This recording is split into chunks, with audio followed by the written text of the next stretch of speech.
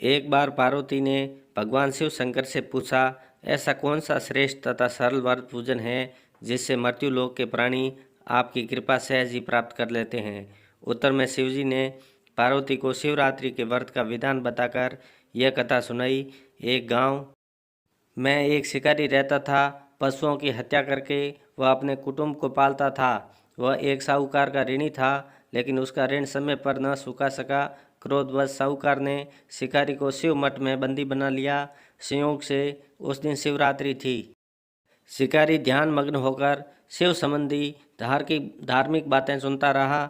चतुर्दशी को उसने शिवरात्रि की कथा भी सुनी। संध्या होते ही साहूकार ने उसे अपने पास बुलाया और ऋण चुकाने के विषय में बात की। शिकारी अगले दिन सारा ऋण लौटा देने का वचन देकर बंधन से छूट गया। अपनी दिनचर्या की भांति वह जंगल में शिकार के लिए निकला, लेकिन दिन भर बंदी गृह में रहने के कारण भूख प्यास से व्याकुल था। शिकार करने के लिए वह एक तालाब के किनारे बेल वृक्ष पर पड़ाव बनाने लगा। बेल वृक्ष के नीचे शिवलिंग था, जो बेलों पत्रों से ढका हुआ था। शिकारी को उसका पता न चला।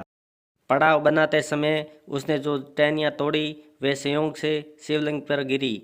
इस प्रकार दिन भर भूखे प्यासी शिकारी का व्रत भी हो गया और शिवलिंग पर बेलपत्र भी छट गए। एक पहर रात्रि बीत जाने पर एक गर्भिणी मृगी तालाब पर पानी पीने पहुंची। शिकारी ने धनुष पर तीर सटाकर ज्यों ही प्रशंसा खींची। मृगी बोली, मैं गर्भिणी हूँ, शीघ्र ही प्रसव करूँगी। तुम एक साथ दो जीवों की हत्या करोगे, जो ठीक नहीं है। मैं अपने बच्चे को जन्म देकर शीघ्र ही तुम्हारे सामने प्रस्तुत हो जाऊंगी, तब तुम मुझे मार लेना।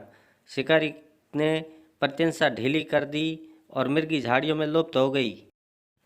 कुछ ही देर बाद एक और मृगी उधर से निकली।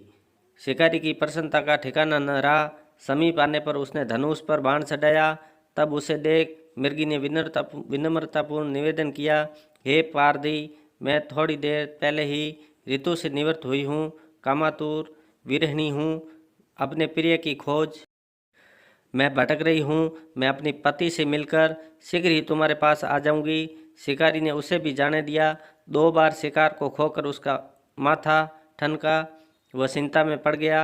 रात्रि का आखिरी पहर बीत रहा था, तभी एक अन्य मृगी अपने बच्चों के साथ उधर से निकली। शिकारी के लिए यह स्वर्णिम अवसर था। उसने धनुष पर तीर चढ़ाने में देर न लगाई। वह तीर छोड़ने ही वाला था कि मृगी बोली, हे पारदी, मैं इन बच्चों को अपने पिता के हवाले करके लौट आऊंगी, इस समय मुझे मत मार। शिकारी हंसा और बोला, सामने आए शिकार को छोड़ दूं? मैं ऐसा मूर्ख नहीं। इससे पहले मैं 2 बार अपना शिकार खो चुका हूं। मेरे बच्चे भूख प्यास से तड़प रहे होंगे। उत्तर में मृगी ने फिर कहा, जैसे तुम्हें अपने बच्चों की ममता सता रही है, ठीक वैसे ही मुझे भी। सिर्फ बच्चों के नाम पर मैं थोड़ी देर के लिए जीवनदान मांग रही हूँ। हे पारधी, मेरा विश्वास कर, मैं इन्हें इनके पिता के पास छोड़कर तुरंत लौटने की प्रतिज्ञा करती हूँ। मृगी का दीन स्वर सुनकर शिकारी को उस पर दया आ गई। उसने उस मृगी को भी जाने दिया। शिकार के अभाव में बेल वृक्ष पर बैठा शिकारी बेल पत्र तोड़ तोड़कर नीचे फेंकता जा रहा था। पौ फटने की को हुई तो एक हष्ट पुष्ट मृग उसी रास्ते पर आया। शिकारी ने सोच लिया, इसका शिकार वह अवश्य करेगा। शिकारी की तनी प्रशंसा देखकर मृग विनीत स्वर में बोला, हे पारदी भाई, यदि तुमने मुझसे पूर्व आने वाली 3 मृगियों तथा छोटे छोटे बच्चों को मार डाला है, तो मुझे भी मारने में विलम्ब न करो, ताकि उनके वियोग में मुझे एक क्षण भी दुख न सहना पड़े। मैं उन मृगियों का पति हूँ। यदि तुमने उन्हें जीवन दान दिया है, तो मुझे भी कुछ क्षण जीवन दान देने की कृपा करो। मैं उनसे मिलकर तुम्हारे सामने उपस्थित हो जाऊंगा। मृग की बात सुनते ही शिकारी के सामने पूरी रात का घटना चक्र घूम गया। उसने सारी कथा मृग को सुना दी। तब मृग ने कहा, मेरी तीनों पत्नियां जिस प्रकार प्रतिज्ञाबद्ध होकर गई है, मेरी मृत्यु से अपने धर्म का पालन नहीं कर पाएगी। अतः जैसे तुमने उन्हें विश्वास पात्र मानकर छोड़ा है, वैसे भी मुझे भी जाने दो। मैं उन सब के साथ तुम्हारे सामने शीघ्र ही उपस्थित होता हूँ।